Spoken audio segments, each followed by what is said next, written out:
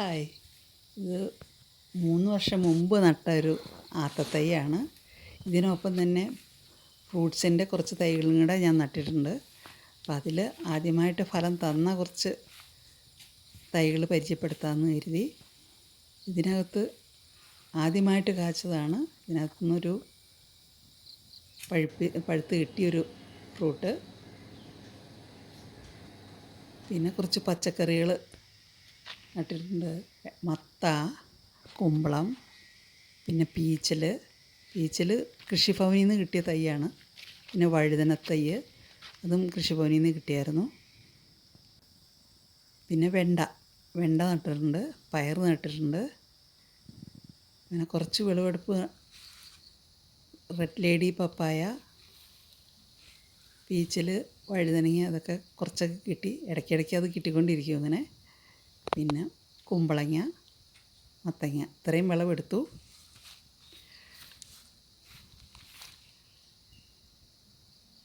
പിന്നെ tissue culture വാഴ, ഒരു 10 വാഴ കൃഷിഭവനിൽ നിന്ന് കിട്ടിയായിരുന്നു. 3-4 കൊലച്ച് നിൽപ്പുണ്ട്.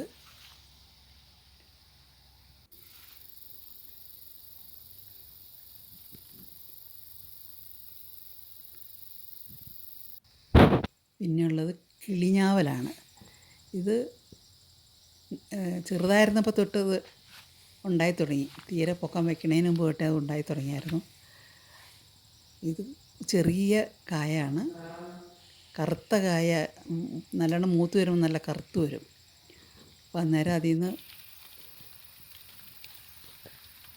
ഇത് അബിയുമാണ്. നിറയെ പൂവിട്ടതാണ്. പക്ഷേ പൂവിട്ടതെല്ലാം കൊഴിഞ്ഞു പോയി. ആദ്യത്തെ പ്രാവശ്യത്തെ മുഴുവൻ കൊഴിഞ്ഞു പോയി. രണ്ടാമത് പൂവിട്ടു, അതിൽ 1-2 പിടിച്ചിട്ടുണ്ട്. ഇത് ഞാൻ കണ്ടില്ലായിരുന്നു.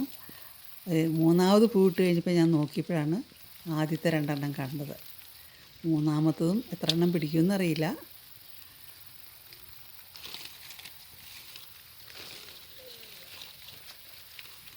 പൂവിട്ട് നിൽപ്പുണ്ട്. ഇതിൽ നിറയെ പൂവിട്ട് നിൽപ്പുണ്ട്.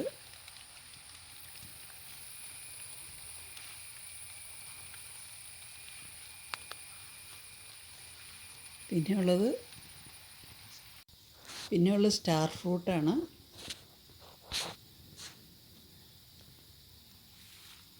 ഇത് സ്വീറ്റ് സ്റ്റാർ ഫ്രൂട്ടാണെന്നാണ് പറഞ്ഞത്. പക്ഷെ നമുക്ക് കാച്ച് കിട്ടിയിട്ടില്ല.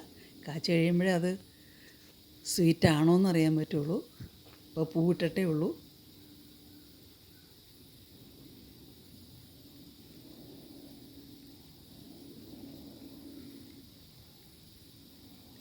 ഇനി നമുക്ക് ചെമ്മീനും മാങ്ങയും കറി വയ്ക്കാം. അത് പെട്ടെന്നുണ്ടാക്കുന്ന ഒരു കറി, അതുപോലെ നല്ല ടേസ്റ്റി ആയിട്ടുള്ളൊരു കറിയാണ്. മാങ്ങ അരിഞ്ഞത്, പിന്നെ തേങ്ങ ചിരകിയത് ഒരു തേങ്ങയുടെ, ചെമ്മീൻ 1 പിടി, കറിവേപ്പില 1 പിടി. ഇൻഗ്രീഡിയൻസ് തീരെ കുറവാണ്, എന്നാലും അടിപൊളി ടേസ്റ്റായിരിക്കും. 1/4 ടീസ്പൂൺ മഞ്ഞൾപ്പൊടി, പിന്നെ ഉപ്പ് നമ്മുടെ ആവശ്യത്തിന്. തൽക്കാലം ഒരു 1.5 ടീസ്പൂൺ ഉപ്പെടുക്കുക. അതുപോലെ മുളക് പൊടിയാണെങ്കിലും എരിവിൻ്റെ അനുസരിച്ച് മുളക് പൊടി പലതരം എരിവ് കുറവുള്ളതും എരിവ് കൂടിയതുമായിട്ടുള്ള മുളക് പൊടി മേടിക്കാൻ കിട്ടും. അപ്പോൾ നമ്മൾ എരിവിൻ്റെ അനുസരിച്ച് 1.25 ടീസ്പൂൺ മുളക് പൊടിയാണ് ഞാൻ ചേർത്തിരിക്കുന്നത്.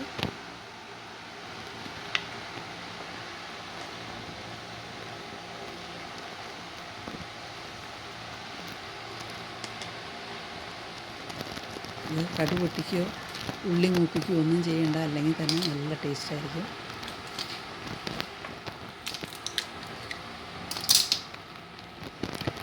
നമ്മൾ ചെമ്മീൻ വാങ്ങിച്ചു കൊണ്ടുവരുമ്പോൾ തന്നെ അതൊരു പാനിലിട്ട് ഇളക്കി വറുത്ത് അതിൻ്റെ കളറ് പതുക്കെ മാറി തുടങ്ങുമ്പോൾ കരിഞ്ഞു പോകാത്ത രീതിയിൽ ഇളക്കി അത് ഒരു നല്ല മണം വരും വറുത്ത് വരുമ്പോൾ.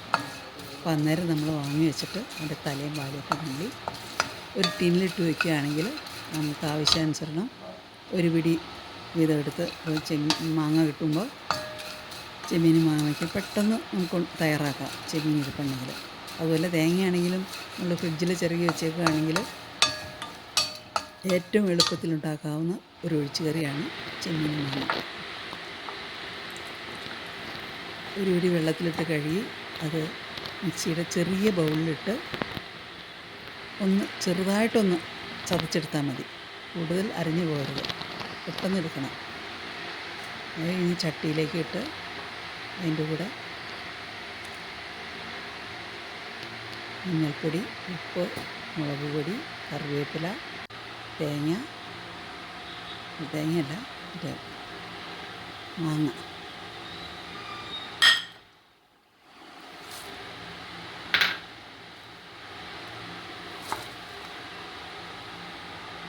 രണ്ട് കപ്പ് വെള്ളം കൂടെ ഒഴിച്ച് തിളച്ച് വരുമ്പോൾ തന്നെ തേങ്ങ അരച്ച് ചേർക്കണം. മാങ്ങ അങ്ങനെ കൂടുതൽ വേവേണ്ട ആവശ്യമില്ല. ഇളക്കി പതുക്കെ തിളച്ച് വരുമ്പോൾ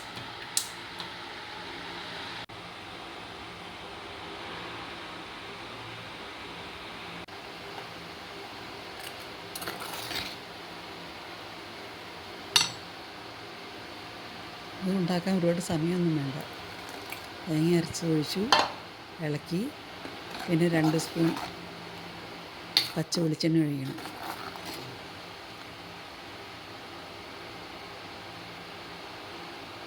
പെട്ടെന്ന് അതിൻ്റെ പണി തീരും.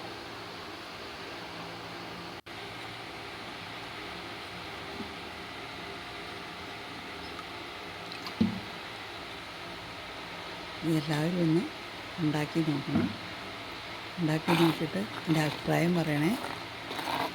ഇഷ്ടപ്പെട്ടെങ്കിൽ ലൈക്ക് ചെയ്യണം, സബ്സ്ക്രൈബ് ചെയ്യണം.